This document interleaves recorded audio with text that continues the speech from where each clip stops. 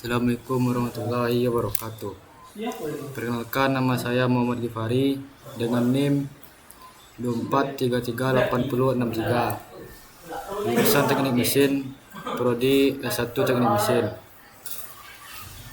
Baiklah, saya akan mempresentasikan PPT saya yang berjudul klasifikasi materi.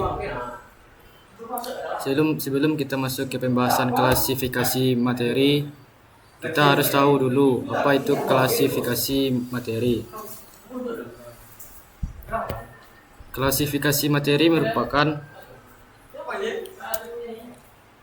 proses pengelompokan atau penggolongan materi berdasarkan karakteristiknya atau sifat-sifat yang dimilikinya. Tujuan utama dari klasifikasi ini adalah untuk mempermudah pengidentifikasian, pemahaman, serta penggunaan materi tersebut berdasarkan kesamaan atau perbedaan yang dimilikinya.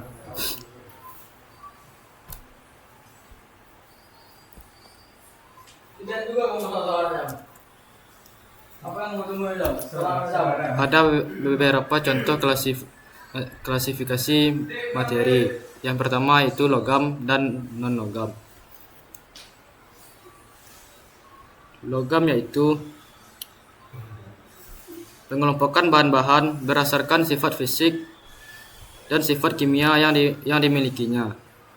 Klasifikasi ini dilakukan untuk mempermudah pemahaman tentang berbagai jenis bahan serta penggunaan atau aplikasinya dalam kehidupan sehari-hari, terutama di bidang industri.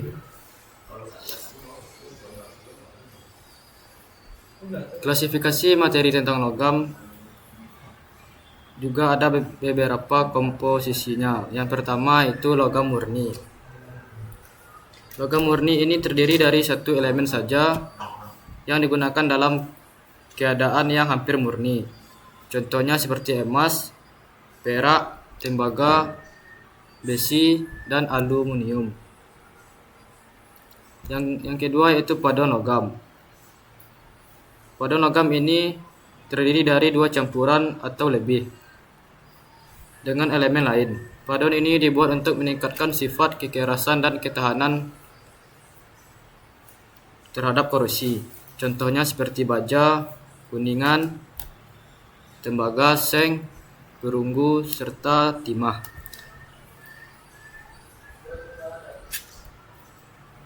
Berdasarkan sifat mekanisnya, logam terdiri dari dua, yaitu logam fero dan logam non-fero.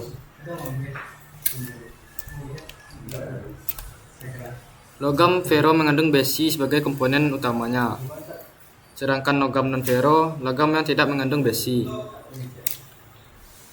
Logam fero biasanya lebih kuat dibandingkan logam non-fero, tetapi logam fero rentan terhadap korosi. Contohnya seperti besi, steel, dan besi cor. Sedangkan logam fero lebih ringan dan tahan terhadap korosi dibandingkan logam fero. Contohnya seperti aluminium, tembaga, timah, serta perak.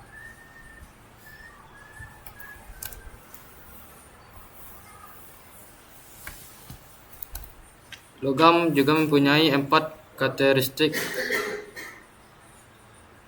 utamanya seperti konduktivitas,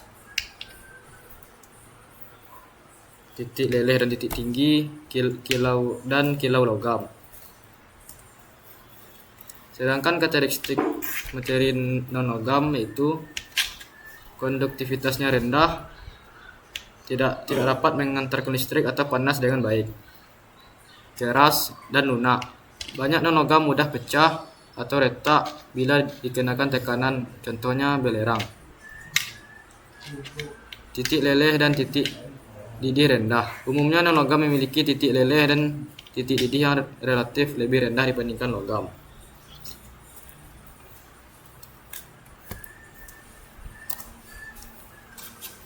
Adapun contoh-contoh materi tentang logam yaitu seperti baja, aluminium, perak, seng, timas, dan emas.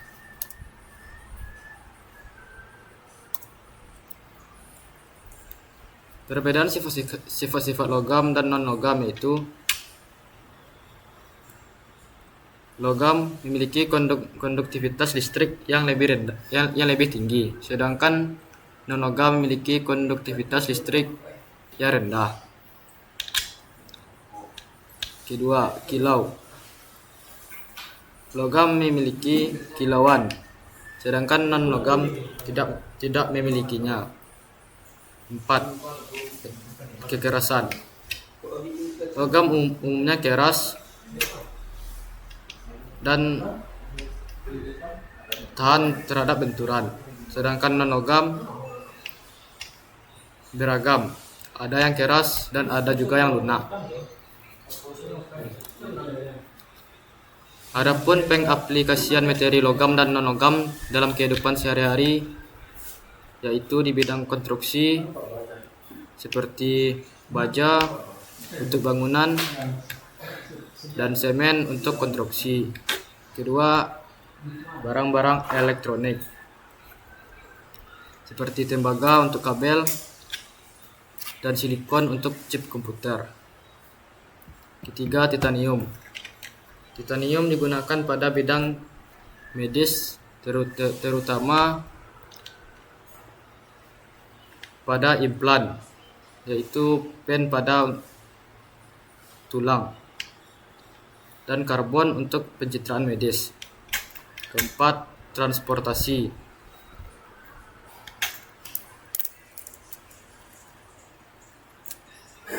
Kedua, klasifikasi material tentang keramik. Klasifikasi materi tentang keramik memiliki kelompok berdasarkan komposisi, sifat, dan penggunaannya. Keramik merupakan bahan non-logam yang keras, tahan panas, dan umumnya getas. Keramik dibuat dari tanah liat melalui proses pemanasan dan pendinginan. Berdasarkan karakteristik dan komposisi kimianya, keramik dapat diklasifikasikan menjadi beberapa kategori utama. Yang pertama yaitu keramik tradisional. Keramik yang meliputi gerabah, tembikar, dan porselen. Umumnya diproduksi dengan teknik sederhana dan digunakan untuk mempermudah kehidupan sehari-hari. 2. Keramik teknik. Keramik teknik ini dirancang untuk aplikasi khususnya dengan performa tinggi, seperti isolator listrik, komponen mesin, serta pelapis pelindung. 3. Keramik lanjutan. Material keramik yang dirancang dengan sifat-sifat yang sangat spesifik seperti superkonduktor, keramik komposit, serta keramik berstruktur nano. 4. Keramik bioaktif. Keramik ini biasanya digunakan dalam pengaplikasian biomedis karena kemampuannya berinteraksi dengan jaringan tubuh seperti implan dan tulang gigi.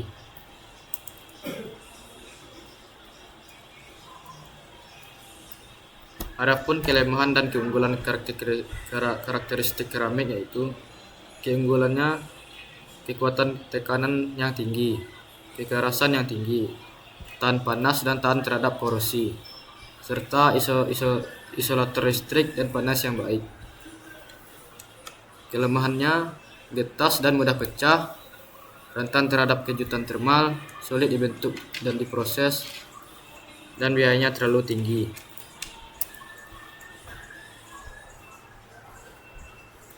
Inilah cara-cara proses pembuatan keramik. Yang pertama, persiapan bahan seperti tanah liat, feldspar. Kedua, pembentukan. Proses pembentukan keramik dapat dilakukan dengan berbagai metode, seperti pencetakan, pemodelan tangan, serta pengecoran. 3. Pengering. Tahap pengeringan bertujuan untuk menghilangkan kadar air pada beda kerja keramik agar tidak retak atau pecah saat pembakaran. 4. Pembakaran. Pembakaran pada suhu tinggi akan mengakibatkan reaksi kimia dan reaksi fisika yang memadatkan dan memperkuat struktur keramik. Terakhir, finishing. Tahap finishing meliputi pemolosan, pengecatan, serta penambahan lapisan.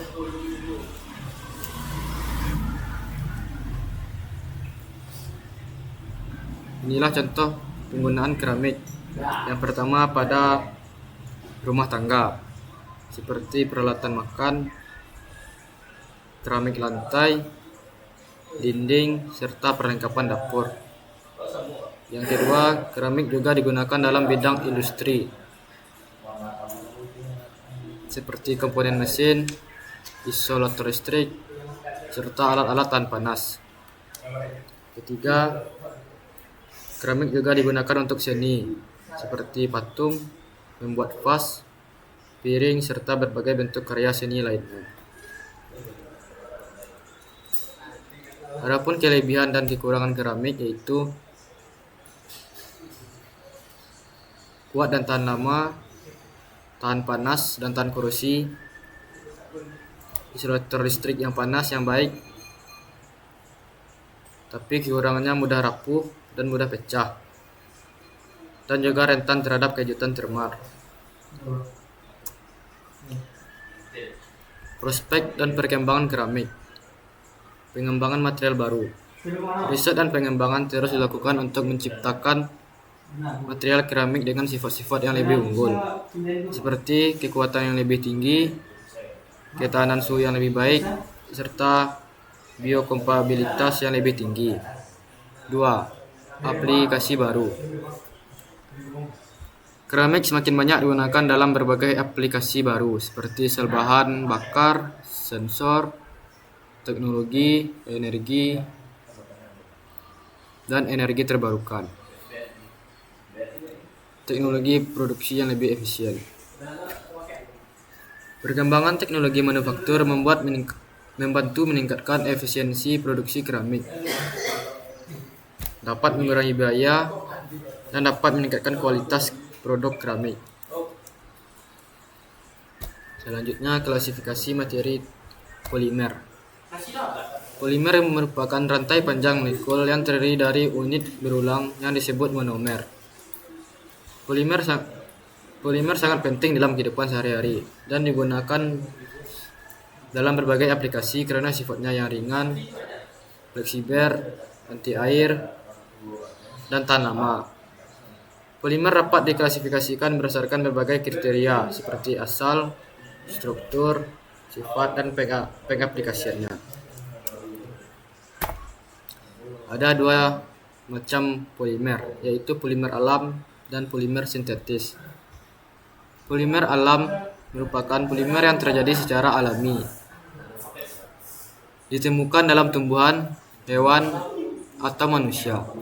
Contohnya selulosa yang terdapat pada tumbuhan, protein yang terdapat pada tubuh manusia, karet alam atau lateks, asam nukleik atau DNA dan RNA. Sedangkan polimer sintetis merupakan sifat beragam yang dapat diproduksi dalam jumlah besar, tetapi seringkali tidak terdegradasi secara hayati dan menimbulkan masalah lingkungan. Contohnya itu seperti plastik, nilon, polyester, dan lain sebagainya.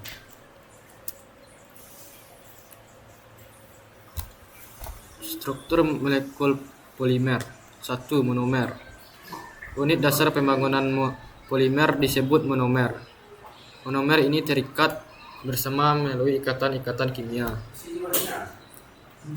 2. Derajat polimerisasi. Jumlah monomer dalam rantai polimer menentukan derajat polimerisasi. Derajat polimerisasi yang lebih tinggi umumnya mengarah pada sifat mekanik yang lebih baik. 3. Struktur rantai. Rantai polimer dapat berupa linear, bercabang, tersusun secara 3 dimensi, seperti gambar di samping. 4. Ikatan kimia. Ikatan kimia antara monomer seperti kovalen menentukan kekuatan dan kefleksibelan pada komponen.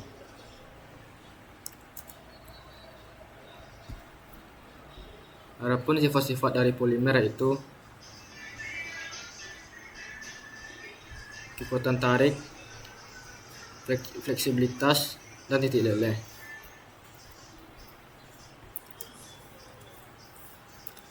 Pengaplikasian polimer dalam kehidupan sehari-hari.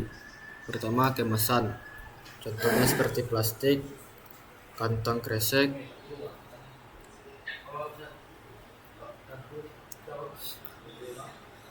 polimer banyak digunakan dalam kemasan makanan dan minuman karena sifatnya yang ringan, tahan lama, dan murah. Kedua, pakaian. Serat sintetis seperti polyester dan nilon digunakan dalam pembuatan pakaian karena sifat-sifatnya yang tahan lama dan mudah dirawat. Ketiga, elektronik. Polimer digunakan dalam pembuatan berbagai macam komponen elektronik, termasuk isolator dan casing. 4. Medis. Beberapa polimer biokompatibel digunakan dalam implan medis dan alat kesehatan.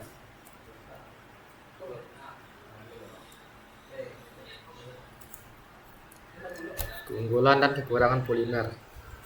Keunggulan polimer ringan, tahan lama, tahan air, fleksibel, murah, dan mudah dibentuk.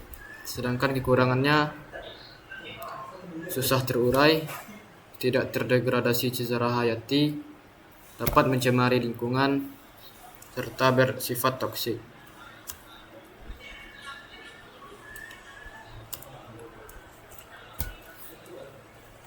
Selanjutnya, klasifikasi materi tentang komposit. Komposit merupakan material yang terdiri dari 2 atau lebih komponen yang digabungkan untuk menghasilkan material baru dengan sifat yang lebih baik daripada komponen-komponen penyusunnya. Klasifikasi komposit didasarkan pada beberapa faktor, termasuk jenis matriks, jenis penguat, dan geometri penguatan.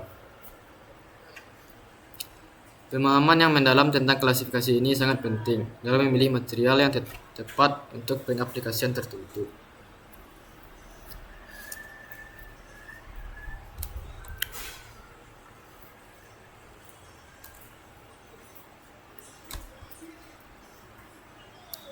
Komposit juga memiliki beberapa syarat. Yang pertama, syarat karbon dikenal karena kekuatan dan kekakuannya yang tinggi, sering digunakan dalam bidang penerbangan serta otomotif. Kedua, syarat aramid. Syarat ini tahan terhadap benturan dan memiliki kekuatan tarik yang tinggi. Banyak digunakan dalam perlengkapan militer serta olahraga. 3. Syarat fiberglass. Syarat ini relatif lebih murah dan mudah diproses. Cocok untuk berbagai aplikasi konstruksi serta industri. 4. Syarat alam. Syarat ini ramah terhadap lingkungan seperti syarat rami dan syarat bambu. Semakin populer dalam industri konstruksi dan komposit berkelanjutan.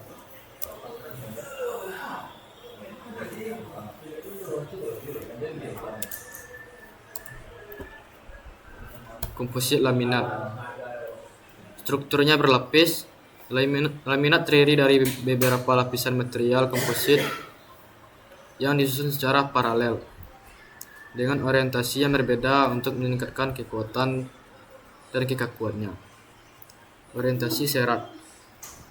Orientasi syarat dalam setiap lapisan dapat divariasikan untuk mengoptimalkan sifat-sifat mekanik sesuai kebutuhan aplikasi, memungkinkan penyesuaian sifat material untuk aplikasi spesifik. Proses pembuatan.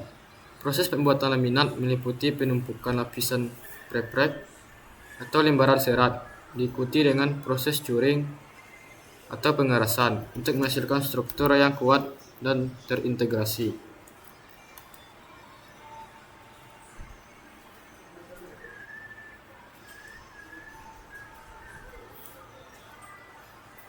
Pengaplikasian pada material komposit. Yang pertama di bidang aerospace, seperti pembuatan rangka pada pesawat terbang, satelit, hingga pesawat ulang-alik. 2. Otomotif. 3. Konstruksi. 4. Pada bidang olahraga, seperti peralatan olahraga, raket, dan sepeda. Contoh penggunaan komposit. Balon udara. Material kompositnya itu nilon dan poliuretana. Keunggulannya ringan serta tahan lama. 2. Raket tenis. Terbuat dari grafit dan resin. Keunggulannya kekuatannya tinggi dan ringan. 3. Layang-layang. Terbuat dari material komposit fiberglass serta resin. Keunggulannya ringan, fleksibel, serta kuat. Jadi kesimpulan pada klasifikasi materi ini yaitu